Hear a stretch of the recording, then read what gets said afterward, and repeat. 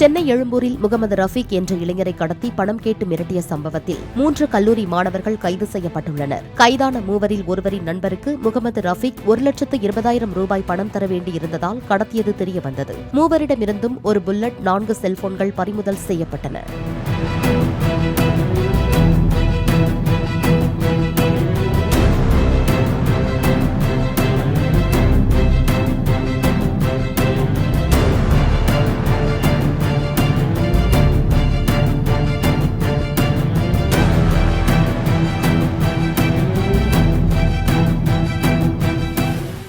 Play store மற்றும் app ஸ்டோரில் இருந்து பாலிமர் செயலியை QR கோடு மூலம் பதிவிறக்கம் செய்யுங்கள்.